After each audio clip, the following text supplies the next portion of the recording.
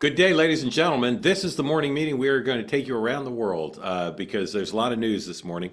I went to sleep thinking when I woke up, some of the ambiguity about what's going on the ground in Iran would have been cleared up with reporters working overnight. And given the time difference, we're exactly the same place, at least as far as I know, where we were at 7 o'clock Eastern last night. 14 hours later, WTF. So we'll talk about that. Talk about Greenland, Venezuela, Minneapolis, Capitol Hill, Stephen Miller, Jamie Dimon, and either of you guys use Verizon? Hogan does. Thank God. Hogan does. Hogan, Oh gosh. how was your day? What was the low point of your outage yesterday, Hogan? You tried to order an Uber and a pizza. What happened? There were several low points, but one of them was I received a text from here telling me that I needed to go to a meeting like immediately, but yet I had no Wi-Fi at the time I had no cell service and I had to redo I couldn't get to the meeting, nor could I get an Uber, as you point out. So Yeah. it was Yeah, Hogan Gidley's like one of the founding fathers. He's not really reliant on technology, typically. It's true. But Verizon can paralyze an outage. And I will be on that topic. Spoiler alert: I will be on my soapbox later in the program, taking a position that's widely unpopular with every smart person I know, but I'm still going to take it about what the government needs to do regarding outages. This program, as those of you joining today for the first time may not know, is based on the Network News Division's morning meetings. We thought these are incredible meetings that people get to go to where you sit around and get briefed by bureaus around the world, run through the daybook of what's coming up, and an opportunity to be smarter, forward-looking, thinking about the days ahead. We have the opportunity here with Kevin and Hogan, two guys who have been in these kinds of meetings, government, media. They know what's going on, and they'll be sharing it with you in just a moment. If you want to be in on the conversation, please raise your hand. If you've never raised your hand before, don't be shy. Hogan doesn't bite, Kevin does, but he just, it's more like gumming you. He doesn't use all of his teeth. It's all gum. It's all gums. It's all gum. So if you want to be here and speak with them, please raise your hand. If you're watching on X or YouTube, remember our mantra here, much like Stephen Miller's, is peace, love, and understanding, extending the presumption of grace to all. Don't put smack in the chat. There's just no reason for it. I know you think, well, in all honesty, someday I'm going to commission a giant psychological study. Why do people put smack in the chat? I don't know why. Make you feel good to criticize Bob or Dan? I don't know. Do something else. Criticize yourself. Maybe look inside yourself and wonder, why is it that I want to say scatologically negative things about other people who are here on a forum dedicated, some irony, to peace, love, and understanding, and all voices under one roof? Why would you want to do that? Do not know, but many of you do. Maybe today, take a break from it. So a quick word from a sponsor and a special word, which you'll love. Those of you, some of you like dogs. Quick word from a sponsor, and then we're going to jump right in to the daybook and then our conversation.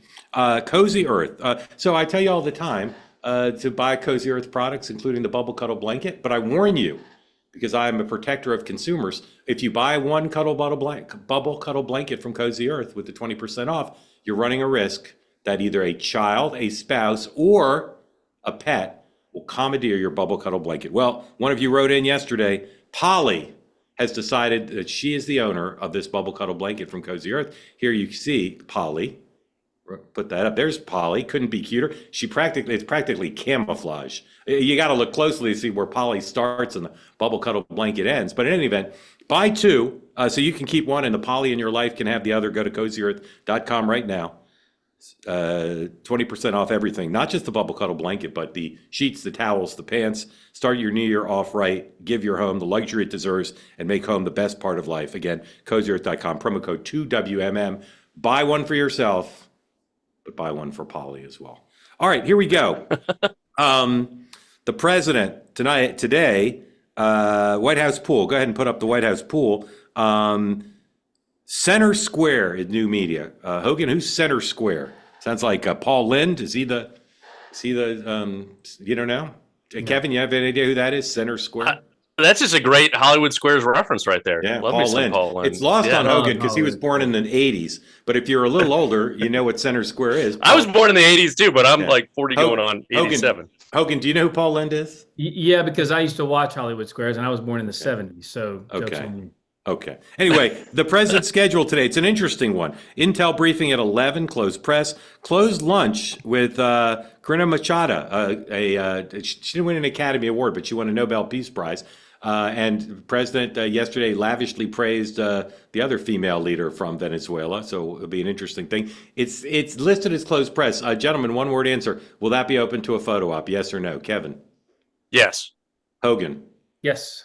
Yeah, we all agree. And it'll be right before Caroline Levitt briefs at 1 o'clock. That'll be an interesting briefing. And then it's still incredulous on my part. I know I'm a little anachronistic in my sensibilities. I don't understand why there's any hockey team in Florida, but apparently a team called the Florida Panthers won the Stanley Cup, and they'll be visiting with the president at 4 p.m. Hogan. Scheduling note real quickly. Oftentimes you'll notice that the press secretary will cut a briefing short because the president is about to speak. Yeah. Let me warn everybody. The president does not cut his remarks short because Caroline Levitt has a scheduled briefing at 1. Yeah. So this could go on for quite some time. Yes, absolutely. Great point. And anyone who thinks, well, the president, the only open press event currently is the hockey event. He's not going to take questions about national security matters with the hockey team. Yesterday, the president took national security questions with children around him in the Oval Office. So those hockey players may want to be ready to hear about Tehran and bombings, etc. Don't know what the vice president's doing today, but I wouldn't be surprised if he dropped by that lunch, or maybe the hockey thing. Up on the Hill, where there's both good news and bad news for President Trump. Lots going on, including meetings with Danish officials. They're moving the budget. They're doing all sorts of things. So the appropriations bill. So I'm just looking at my Hill list to see if there's anything else we want to discuss. I don't think so. All right. On Iran, gentlemen, very confused. The president yesterday said he's got word from Iran that they're not going to kill anybody else. Didn't say who, didn't say what, but said, we'll be watching.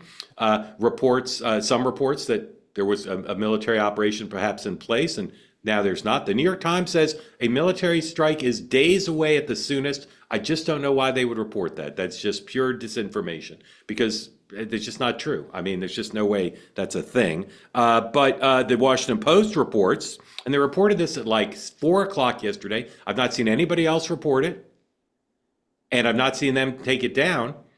They say the protests have stopped, that the protesters are off the streets.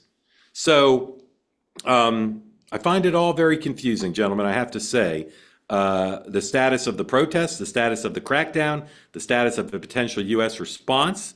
And the president, in an interview with Reuters, number 104, raised questions about the governing possibilities of the Shah's son, although he waffled a little bit. He said if he's popular, great, but if you take his words literally, which is always just a fool's errand, according to Reuters, this interview, Trump questions Reza Pahlavi's ability to garner support in Iran. Iran 105 closed their airspace for a while yesterday, although it's reportedly opened back up. And I'm at a loss to know what's happening. Hogan, what is happening in Iran, and what's happening with the administration's policy towards Iran, as best you can figure? I don't exactly know what's going on in Iran. I do share your concern or confusion over the reporting that said, some type of military action days away. In reality, if we're being honest, everything is just days away. So whatever. Right, exactly. It's kind of skywriting, as my old journalism professor used to say. You can rest assured this, because having been there and had these conversations in both the Situation Room and SC and other places in the White House, they have a litany of plans and ideas of what needs to happen, eventualities should Iran begin to continue mass murder of its people. Trump was really kind of fixated on the hanging part of it too. And then Iran says they had captured people. They said they were going to hang them. I think what is pretty obvious, though, to the world, at least it should be at this point, both members here in political parties on the right and the left in this country, is don't mess with him. Like, if he's telling you he's going to do something, he's most likely going to do it. Now, you may not like how he does it, and you may not know when it's coming, but he has a whole host of eventualities in front of him and decisions to make. And when you see kind of the unpacking of how we got to a decision on Venezuela, or how we got to the surgical strike in Iran, those things were done a long time before the actual implementation or action that was taken. So just know this, he's getting an earful from all sides on what should happen and what could happen in Iran. Well said. Really interesting stuff. Hogan, one more question for you, and then Kevin. when there are all these reports that say because some of America's assets were moved to Latin America to deal with Venezuela, the president's options are limited, both in terms of initial strike, but also to defend against retaliation. How real is that?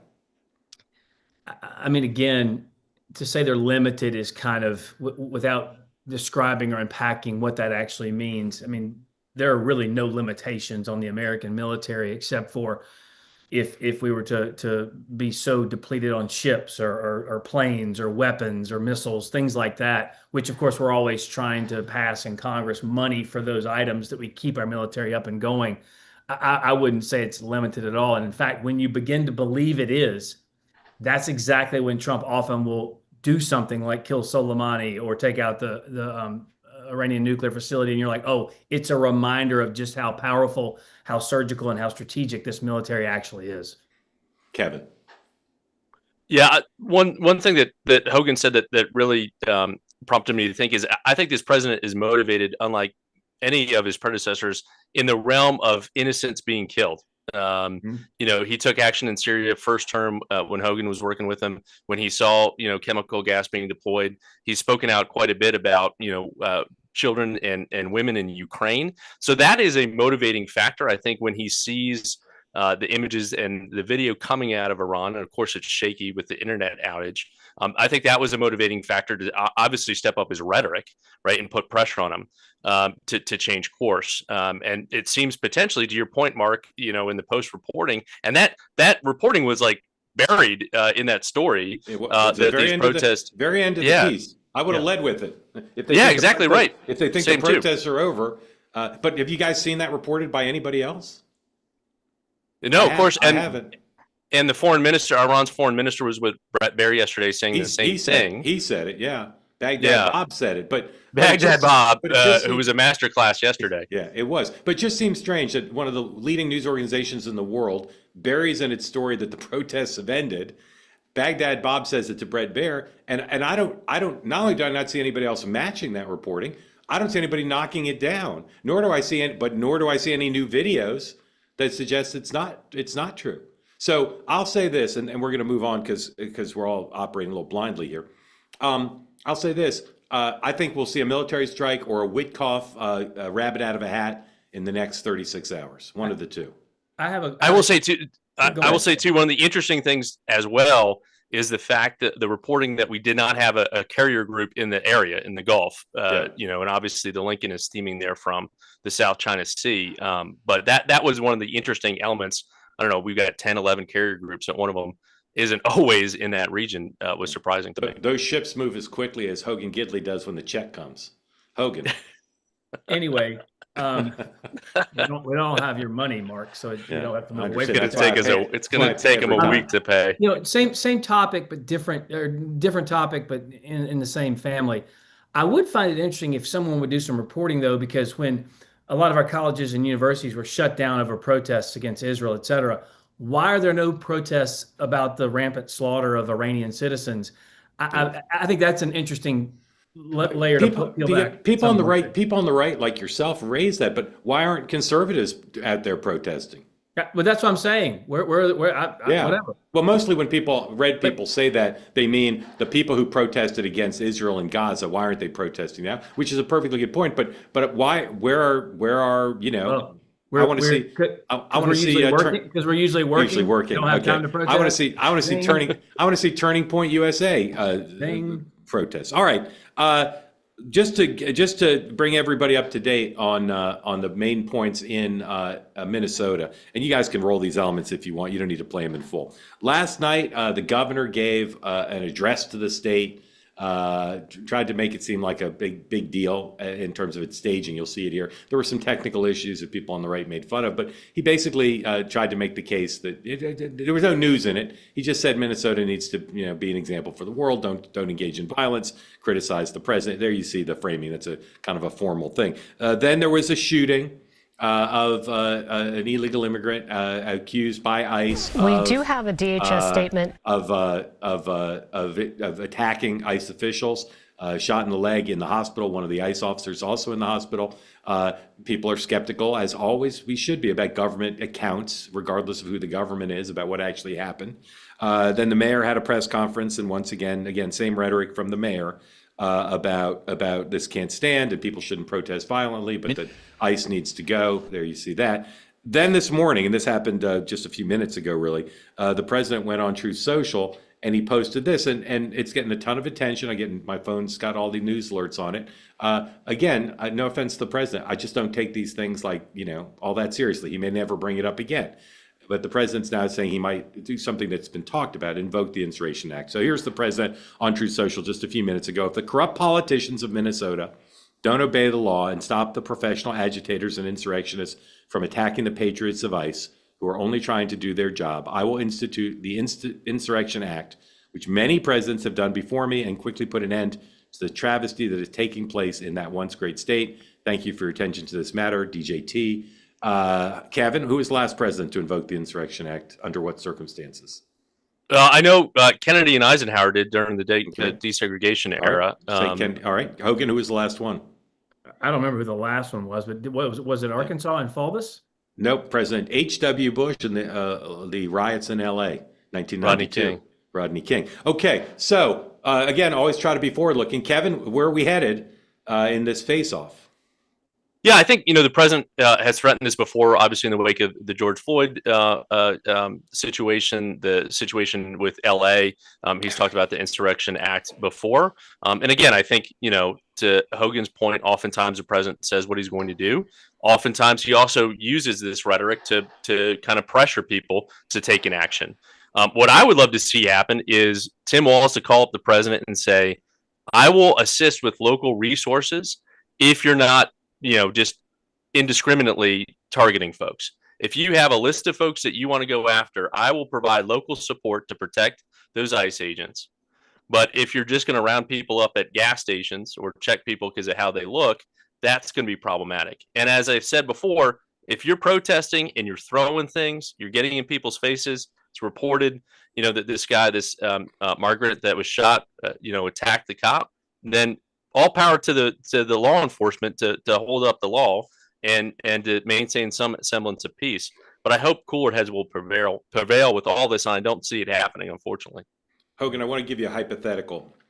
The graveyards of journalism in the Democratic Party are filled with people saying, well, Trump's now on the wrong side of this issue. Maybe it worked before, but this thing ain't going to work now. Just talking about the politics of this. This one might be different. We've now seen lots of public polls. There's a lot of private Democratic data. It's all quite clear. People are overwhelmingly against the ICE operation. They think it's making America less safe, not more safe. They're very much against the shooting and blame ICE for that. What kind of numbers would Tony Fabrizio have to show the president for the president to change course rather than continue to be confrontational? If it came back that 80% of Republicans said this was a bad idea, he would change course. But how bad would it have to be?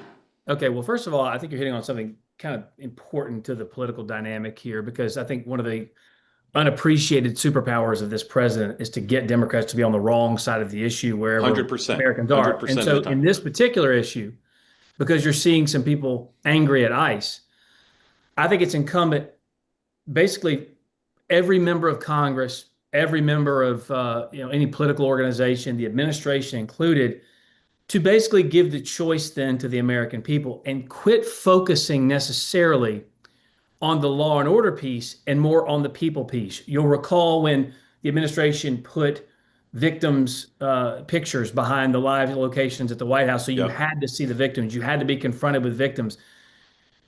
Making the connection that here's who we are arresting and here's who we are getting out of this country. It's a political battle. It's like messaging during a shutdown. 100%. You have to flood the zone with that information as opposed to necessarily the deportations, which, by the way, I think a lot of people want. I'm for them 100%. Don't get me wrong. But I think putting more feeling and or faces to the actual problem, and this is crude and crass, but I'm going to say it anyway.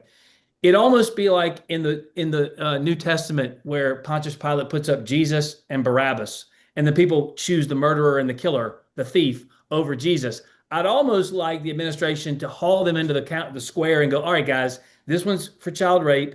This one raped 2 children. This one killed a family. This one. Now, which communities would you like me to put them back into? Yeah. And let them make that choice. To your point, Fox News had a story that said, here are the Minnesotans who were killed by illegal immigrants over the years, and the governor and the mayor never said a word about it, never went to their wakes, etc. Kevin, can I ask Hogan a quick question? Yeah, I mean, you Trump round one, you helped obviously shape the messaging for the State of the Union. How much of this will be part of that? You know, thinking about the gallery with victims' families and things like that. You know, you've helped craft this before. How much will the speech focus on this? First of all, it's coming up in a few weeks. Yes, it is. And Kevin, kudos to you too, because you are taking the same rational response that anybody would have, where they would say, hey, we need law and order in our communities, but I don't like it this way. They're still moving with the abolish ICE move with Ilhan Omar and stuff. Yeah, it makes no sense. And I think the State of the Union is a good place to highlight that with victims of crime, with agents who pulled and got, known child rapists and murderers and burglars and whatever out, putting them front and center and showing the faces of what we're dealing with here, I think is vitally important. And the State of the Union, while still resonating mostly inside the Beltway and a little bit outside, it does start to put more of a coherent, cohesive selling point, I guess, around which Republicans and I would argue independents and some Democrats could rally, saying, so you're saying don't fundamentally change the mission, just sell what's going on better, even though the media is going to be against no. Hold on, let me be careful, because I don't like it. It is most offensive to a voter to tell them what they are seeing or what they are feeling isn't true. What I'm saying is, instead of focusing on, as an administration, the law and order piece, which I love, again, I'm for it, but writ large, I think you focus on the humanity of the American citizen who is being devastated with crime by these illegal aliens. Focus on our people and the faces of the suffering, as opposed to the enforcement to get them out. If that makes sense. Okay. We got a lot to get through, so we're going to go fast on these next two. Just quick answers on 2 foreign policy things: Greenland and Venezuela. And then maybe Russia. We'll do those 3 real quick here. I have Greenland on the mind because my monologue on next up, I'm going to do later today, is going to focus on this Greenland thing, which is an incredible story. Yesterday's meeting, inconclusive. We haven't gotten a readout from the administration on how they thought it went. The officials from Greenland and from Denmark were very downcast, but they said, well, there's a working group now to discuss it. Here's my question, Kevin. Will this come to a head soon, or it's going to play out over months in terms of a resolution? Soon, or over months or more? Over months. And we also have to remember the president is headed to Davos next week, where he's going to be inundated on this particular issue with our NATO allies. Great point. Hogan, will this play out in a month or 2 or longer before this gets resolved? I would argue a little longer. Yeah. Okay. Longer than months, Hogan? Longer than months. Yeah. Longer than months. I'm thinking it's going to be faster than you guys do, but we'll see. Venezuela, the president again yesterday sharing mutual praise after a long phone call with the current leader of Venezuela, but then also meeting today with the opposition leader. They both happen to be women. Again, this is not a sexist thing on my part. The president just has a mindset about female leadership that is different than he thinks about men in many cases. Who's his favorite one in Europe right now? He likes the head of the EU, I think.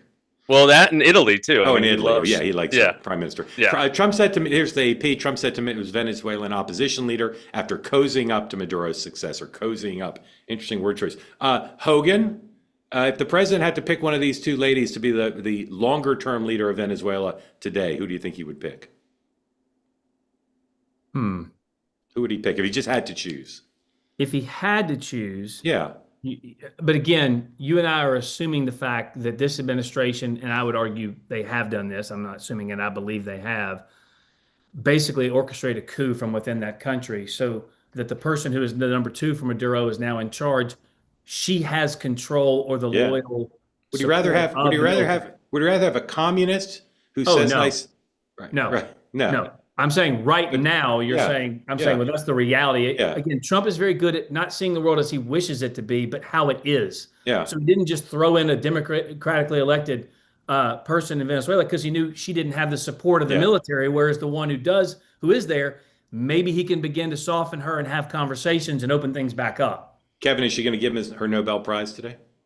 I think she's probably got it and Yeah. likely bringing it with her. If she's smart, she would have used her 3D printer to make a fake one and give him that. Yeah. Sorry, go ahead. Go ahead. The interesting thing too, Hogan, is what I saw as the takeaways from the call yesterday is that both the administration and the Venezuelans described it as a long, productive call. Where it's almost like they're hashing it out how to govern this country going forward. Yeah. To use that the bit of the long, like a long call. The president doesn't do a lot of long calls, and the fact that they telegraphed that was interesting to me. I just find the back-to-back courting of the president by these two ladies to be a really interesting story, because they both have studied his susceptibility. All right, one more foreign policy thing. 108. All the drift in the last few weeks has been Trump saying all this is Putin's fault. I'm very mad at Putin. Putin's blocking the deal. We don't have peace because Putin doesn't want it. And then Trump does an interview with my friend Steve Holland at Reuters, and he says it's Zelensky's fault. Exclusive interview in Reuters. Here's the headline. Trump says Zelensky, not Putin, is holding up the deal. He says of Putin, I think he's ready to make a deal. I think Ukraine is less ready to make a deal. Asked why U.S. negotiations had not resolved Europe's largest land conflict, Trump responded, Zelensky. Either of you have an idea why the president has flipped on this and now he's back to blaming Zelensky after weeks of seeming to blame Putin? Don't tell me about the P tape. I mean, yeah. What's the reason? Why is he doing this? Anybody know? My takeaway is, obviously Zelensky was just down in Mar-a-Lago a few weeks ago.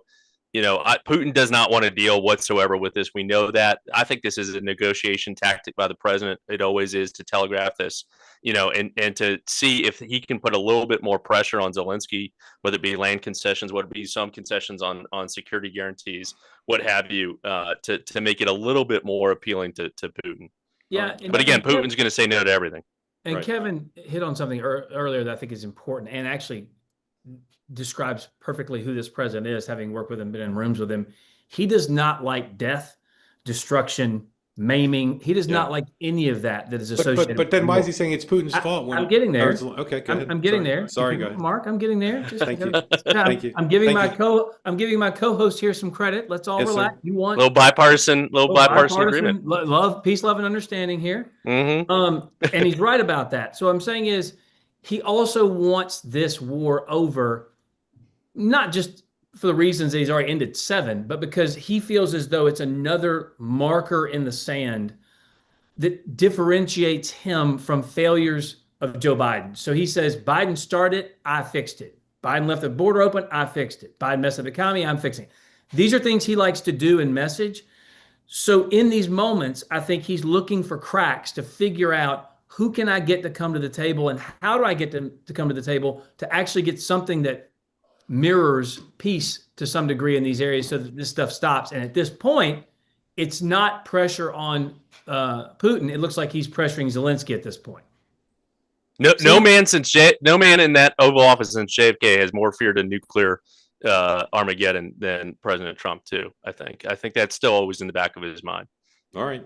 I still don't get it. I never, it's one of the things that remains unsolved, why the president is so episodically favorable towards Putin. The Hill yesterday did 17 things. I'd say 12 of them were Republicans in disarray. Division between the White House and the Hill. Speaker Johnson having trouble controlling his flock. But 5 of them were positive for the president, including turning around the Venezuela vote. My question is, Hogan, let's say you were an advisor to Speaker Johnson. Hogan is actually an advisor to Speaker Johnson. What do they need to do something big here? For instance, healthcare. Healthcare is dead. The Senate negotiators trying to get a bipartisan deal on extension of the subsidies basically say this isn't going to happen. There's like an ember, but it's not happening. The president says he's putting out a healthcare plan next week. Do they need to do something big, or do they just muddle through? I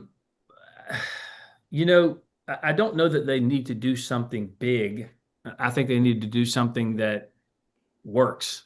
Yeah. And what form that takes, whether it be tinkering around the edges or whether it be a complete wholesale fundamental change, I think there are arguments on both sides. Yeah. Look, the return, I will say this just real quickly, though, as you're talking about the speaker, the return to regular order having now passed 8 of the 12 appropriations bills in Congress in bipartisan fashion, is how that body is set up to work. And an undervalued and undersold story about Congress and his tenure is, as Speaker, this isn't governing by CRs anymore. These are actual bills. Yeah. And so when you look at that, addressing things like healthcare and issues that matter to the American people will be wrapped up in there and more easily digestible in those forms too. Right. All right, Kevin, 3 process questions. One is, the House has passed, as Hogan just said, some regular appropriations bills. It's possible we could have a partial government shutdown where some of the government is funded and some isn't. Will there be a government shutdown, Kevin? Yes or no? I don't believe so. I don't think there's a willingness to do that. If it is, it would be partial, and it would be around DHS funding. House just sent State Department, all this kind of stuff. And to Hogan's point, I think the best thing the Republicans are doing right now is the return to regular order and the appropriating process. It's not sexy. It's an inside the Beltway story, but it speaks to just the general functioning of government. Mm-hmm. Second, most people I talk to are very dubious about the notion that there'll be a Republican reconciliation bill, and yet the Speaker's now talking about it like they're almost certainly doing it. Will they try in a serious and sustained way, whether it passes or not, to do reconciliation? First Kevin, then Hogan. Yes, but interestingly enough, it's coming from the more conservative members right now. Yeah, that's right. We'll see if the moderates get on board. That would be what tank it. Hogan, are you doing reconciliation in the House? You're a young man, Mark, but I'm old enough to remember when they said the same thing about the first reconciliation, that it wasn't going to happen. Yeah. So I think there is going to be a serious push for it. Yeah. Whether they run it to watch it fail or whether they run it to succeed remains to be seen. But I would keep your eye on this. As are most things, when your party controls both chambers and the White House, it is the president who is the head of this party. And what he pushes for will most likely be the case. If he throws up his hands and says, we had one good reconciliation, I'm not too worried about it, I don't know that there's the push to get it done. If he comes out and says, no, do this for the American people, you better start to see some movement in the House, or there are going to be some serious issues. And I also don't discount Speaker Johnson's ability to count votes when it really matters on this stuff, really not water legislation, stuff like that. 100%. He's been able to deliver. Anyone who wants to keep underestimating him can do it at their peril. He is Pelosi-esque in his capabilities. I like calling him Pelosi. That's kind of funny. Pelosi. Finally, do you both agree that the subsidies, the healthcare subsidies, are dead? Right? There's going to be no deal. You both agree with that? Yeah. Okay. The president also, in his interview with Reuters, it was filled with news. I feel bad for my friend Steve Holland. This interview should be everywhere. I'm the only one paying any attention to it. If you took him literally, which again is a fool's errand, because I'll give you an example of this. The president has twice previously said he knows who he's going to pick for Fed chair. He's asserted that twice. And then in the interview with Reuters, he said, well, I like both Kevins, Kevin Worth, Kevin Hassett. And Reuters interpreted his statement to mean it's going to be one of the Kevins. Now, let's steal a page from my friend Brett Baer. 100%. How do you allocate 100%? Kevin Warsh, percentage chance he's the pick. Kevin Hassett, and then everybody else. What's your allocation, Hogan? Well, you're missing a third Kevin Walling on this panel, so we need 3 up for this role. I will not accept, nor I will entertain. Last year was the year of the Doug. This year's the year of the Kevin. Hogan, assigned percentages. It's got to equal 100. Hassett, Warsh, 50, other. 50. No, you got to do other too. Or are you just saying other is zero? Zero. I think those two clearly come to the top here. Okay, so you think it's 50-50 Warsh has it. No inside information. Just Understood. Kevin. I think it's Kevin Hassett for the most part, right? In terms of his abilities on TV and stuff like that. So you think it's 100-0-0? Yeah, 100%. Yeah. Okay. But the president, and Hogan knows this better than anyone, loves this like apprentice style, calling everyone into the boardroom, that kind of stuff, because it's good politics and it's interesting to people. Okay. Here's the answer, ladies and gentlemen. Ready? It's 40-20-40. 40, Kevin Hassett, 20 Warsh, 40 other. Door number 5. Keep your eyes on door number 5, or it's going to be Hassett. Okay, Jamie Dimon, big article in the Wall Street Journal today about how even Jamie Dimon, the genius of all geniuses, the Wizard of Oz, the Prince of Wall Street, the banker's banker, I don't know, I'm making up nicknames for Jamie Dimon. Jamie Dimon, here's the headline. Jamie Dimon seemed to have Trump figured out until this week, and they put it in the larger context because Dimon had spoken out this week about the Fed and independence of the Fed. They put it in the larger context of say, even Jamie Dimon, a brilliant genius, can't figure out, like other CEOs, how to navigate Trump with all his policies and Elizabeth Warren style governance, etc. Here's my question. Is the premise right that Jamie Dimon hasn't figured it out, or he still figured it out? Hogan. I mean, I don't know. Look, I think you can pass. I think a lot of people do what? You can pass if you don't have strong views about Jamie Dimon. I mean, look, I think a lot of people think they have the secret sauce to figuring out Donald Trump, and it has come back to bite them on countless occasions because what he's feeling today, he may not feel tomorrow. Yeah. And a lot of times when I'm dealing with members in the House or other people just in general around the country trying to get stuff across the administration, I'm like, yeah, but you're assuming all he wants is for you to kiss his butt, and that's not what he wants. Correct. He's not opposed to it per se. Yeah. But you've got to give him something that he needs to get accomplished. And if he doesn't feel like it's right for the American people, he's the best. He doesn't need polling. He just goes, it doesn't feel right, so no. Or it does feel right, so yes. And to heck with the consequences. That happens a lot. So I don't know where Dimon's mentality is on this, but I just think a lot of people think they know because they've been with him and they have dinner with him and all you got to do is kiss his butt and then I'll fix. That's not how it works. Kevin, I want you to know I just exercise enormous restraint in not extending Hogan's kiss his butt metaphor. I pat myself on the back. Just some breaking news to read, and then Kevin, I want to hear what you think about Jamie Dimon. NBC News is reporting 20 people have been charged with rigging college basketball and Chinese Basketball Association games as a result of a sweeping FBI investigation, according to an indictment just unsealed in Philadelphia. I bet extensively on Chinese Basketball Association games, and I'll be looking to join some class action suit. Kevin, is Jamie Dimon unique in having figured this out, or he's now in line with all the other CEOs who just scratch their heads and pay their lobbyists more money? No, to Hogan's point, I don't think the president is that tough to understand, in terms of his motivations and why he does what he does. And we've seen it first term, the interregnum, and now back. I thought the funniest thing from that Reuters conversation was, he's asked about Greenland and polls, and he says, well, I don't care. And then he said, what do you think about Jamie Dimon? And he's like, he takes a sip of his Diet Coke and says, I don't care what Jamie Dimon. So, yesterday was the tete-a-tete of I don't care about what these people say or think. The tell with the president on Jamie is he trashes him all the time. He cares what Jamie Dimon thinks. I'm quite certain he cares. It's one of the few people who he does care about. All right, lastly, and then we're going to your questions, folks. So please raise your hand. And again, if you've never raised your hand, you want in on the conversation, please join. Stephen Miller. Associated Press has a big story about Stephen Miller today. Put that up if you would. In his own words, Stephen Miller's arguments for White House actions in U.S. cities and abroad. Deputy White House Chief of Staff Stephen Miller has argued for years that the Venezuelan government has intentionally orchestrated mass migration into the United States.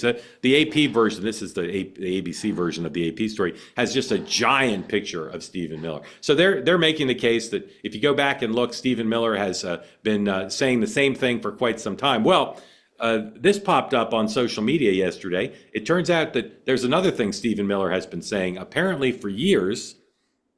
This apparently is true. Roll tape. Stephen Miller. My former student.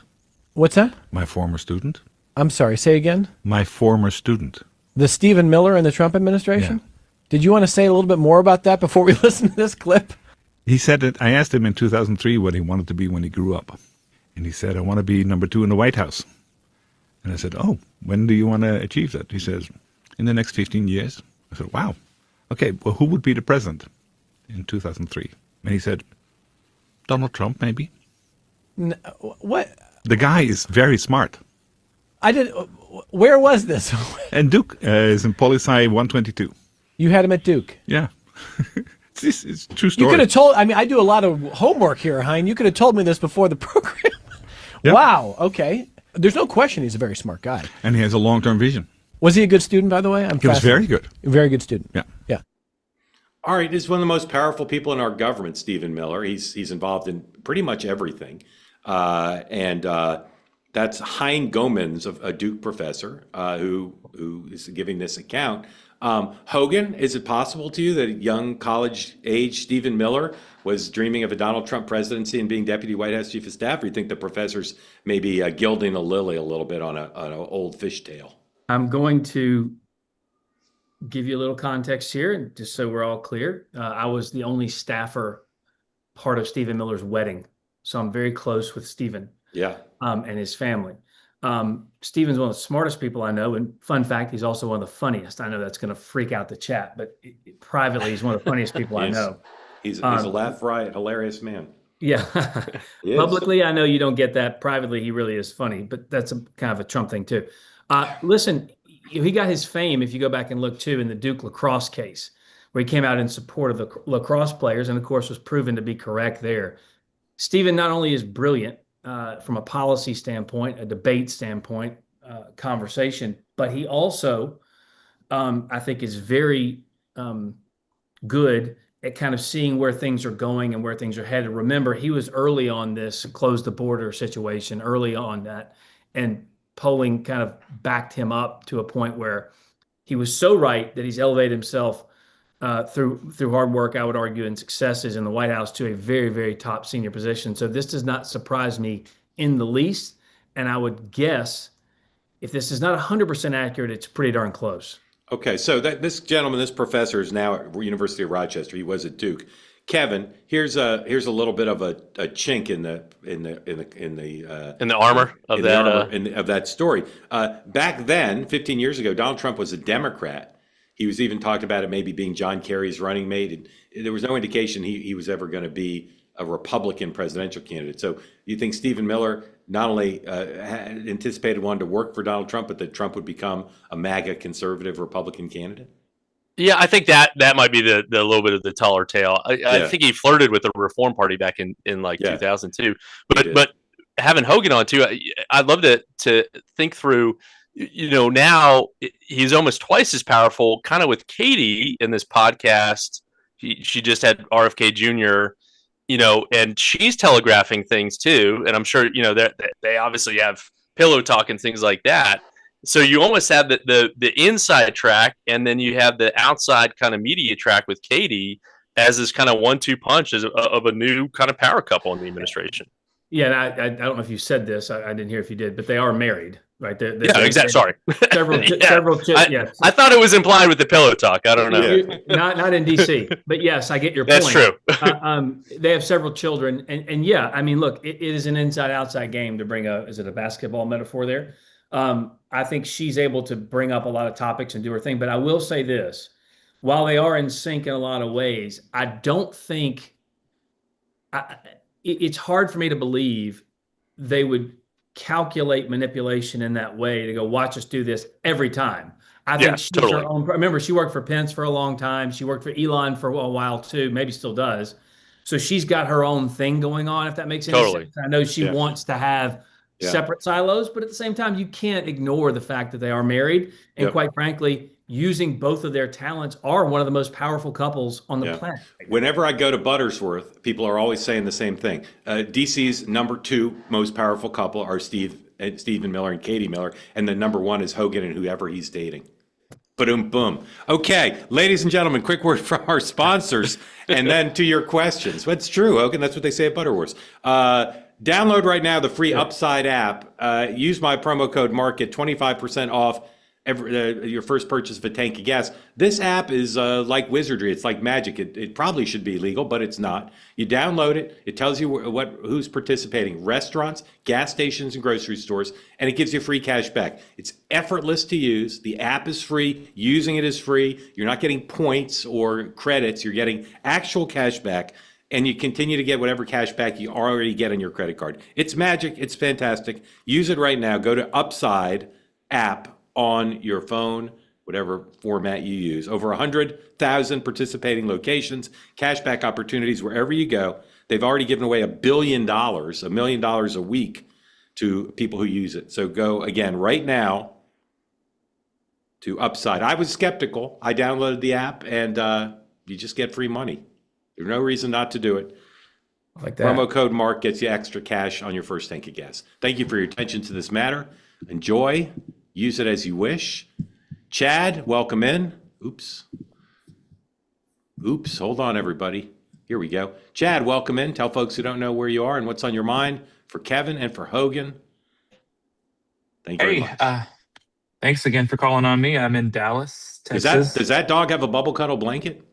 I was just going to say, we got to get that pup a blanket. Yeah. Okay. This dog really enjoys the electric blanket. Okay. I'm sure that's safe. Yeah. It's a hot dog. It's a hot dog. Yes, it's a classic joke. Nicely done, Hogan. Yeah. What's on your mind, Chad?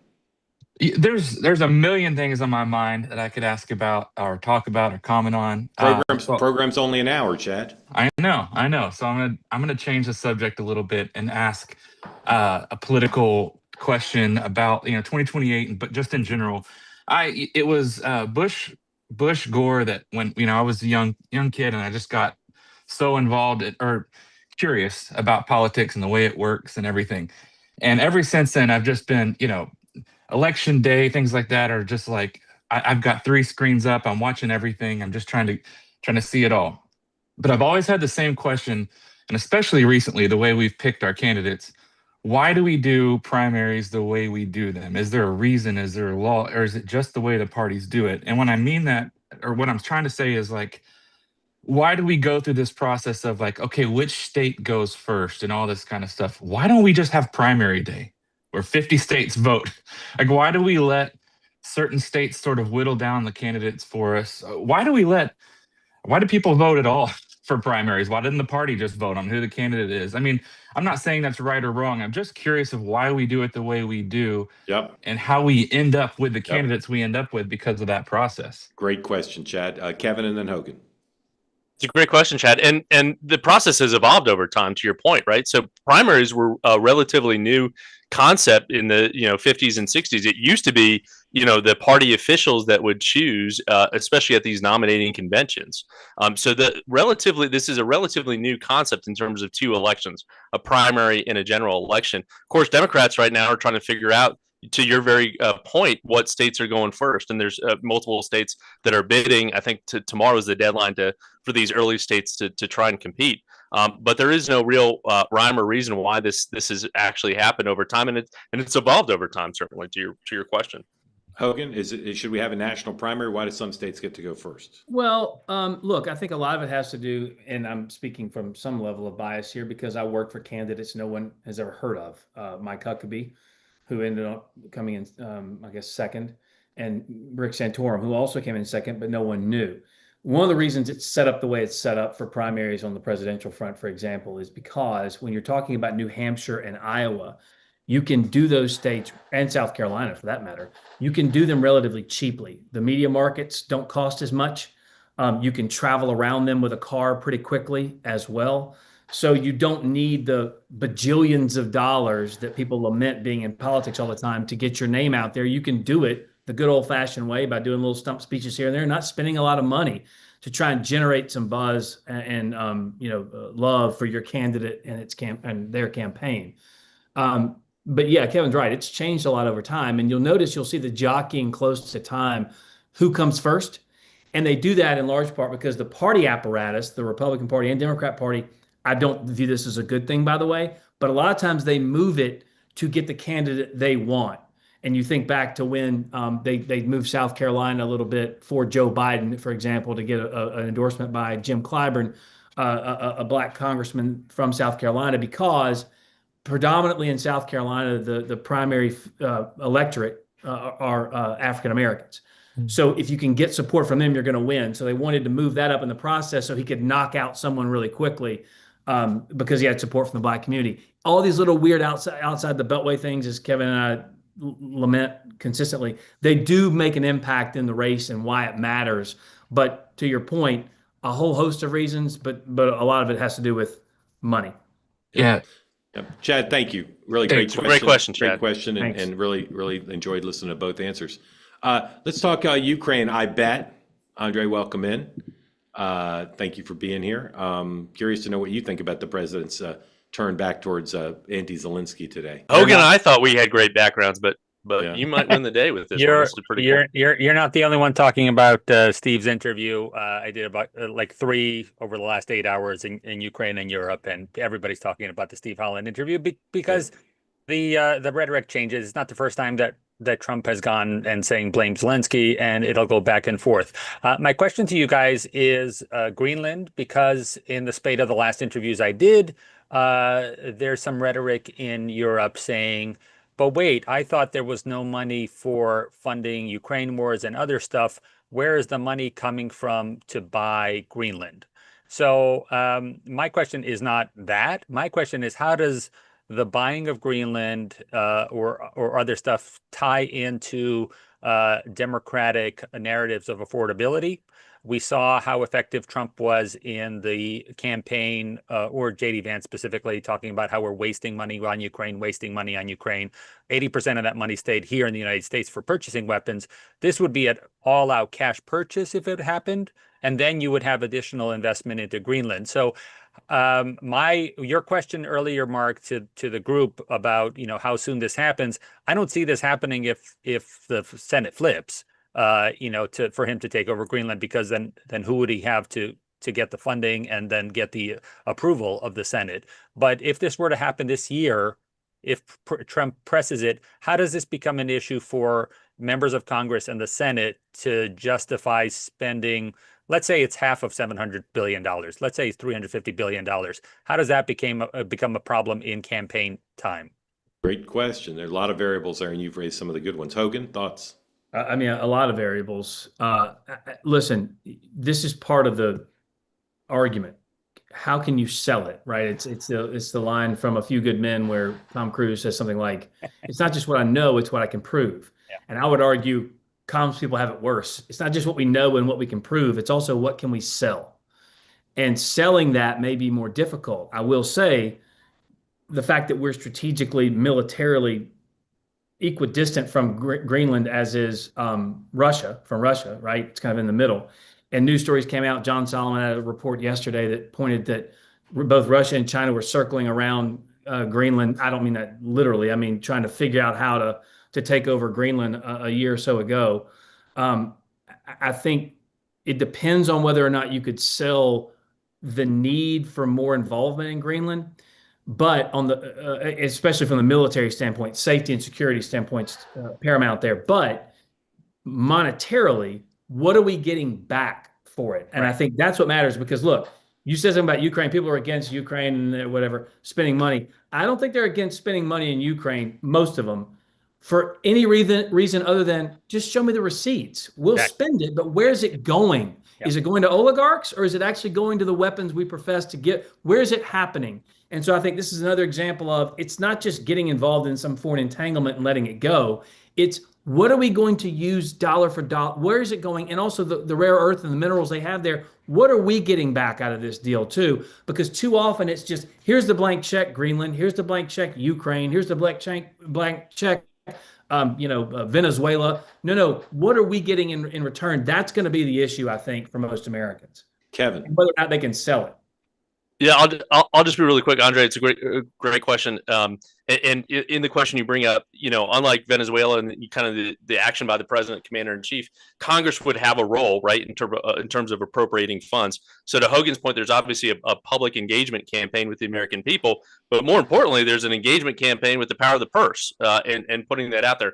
I'm going to do a deep dive after this and do some research as to the last time. Maybe it was Seward's Folly, where the last time a country actually used capital funds to buy territory where it wasn't taken militarily. And secondly, to Hogan's point as well, there has got to be that justification, whether it be minerals, resources, or the geopolitical nature of it. And I wish we were doing more in Venezuela in terms of the messaging from the administration to talk about countering China and Russia's investments in the South, and why it's so important to do that.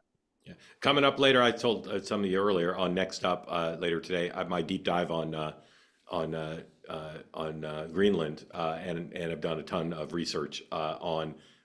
That's going to be a fun show based on the trivia we just did right before the show. A lot of good facts. For instance, Greenland's population is the size of both Burlington, Vermont, and Dodger Stadium. That's what we're talking about here. Andre, thank you so much. Grateful to you. All right, quick ad, and then we're going to get another question in. One of the things everybody puts off, besides writing thank you notes, is getting life insurance. And if you're the breadwinner in your family, you need to do it.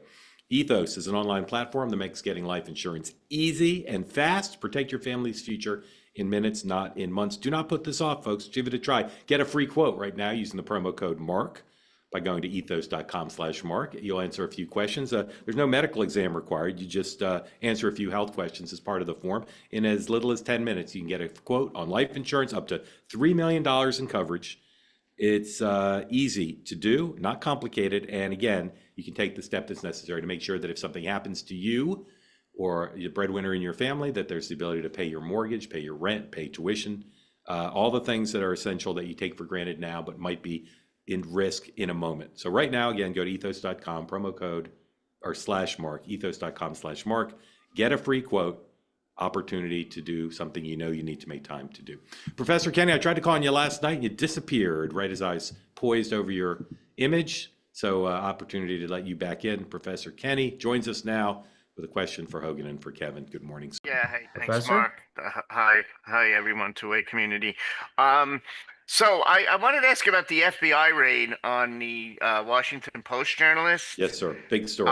And my question is this about that, because I read through the article. So apparently there was some system administrator that had a high clearance in the government that apparently they believe stole some classified information or had held on to classified information, and then they had already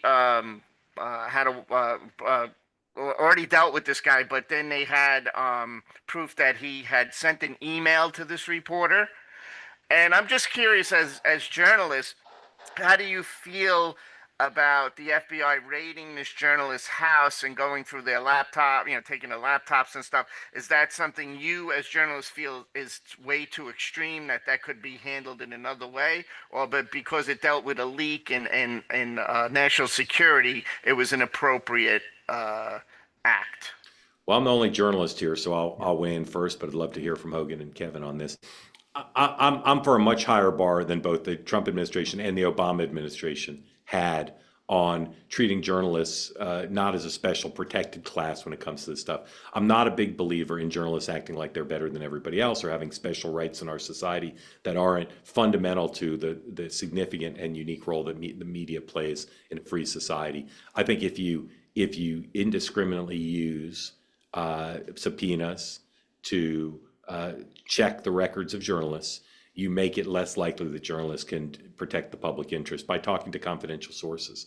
And are there individual instances where I think the societal judgment would be, yes, this was the right time to go look at a reporter's phone and watch and everything else? Yeah, there are some circumstances like that I would be at least accepting, if not in favor. But the bar is way too low. And what we know about this case suggests no, this shouldn't have been done. There are many other ways to investigate leaks besides taking the records of journalists. And if maybe it's too obvious for me to state, but if you indiscriminately search the records of reporters, you are going to chill the ability of reporters not to get scoops and get famous and book deals, but to serve the public interest by holding powerful interests accountable to the public interest, because sometimes the only way to do that is for government officials or people in business or labor unions or wherever to leak information to reporters. And so right. I'm not against this as a blanket, but in this case and in general, the bar should be much higher than both the Obama administration and the Trump administration have put it. Kevin. All right, but Mark, here's my problem. Like, if somebody's taking classified information, they're not supposed to do that, right?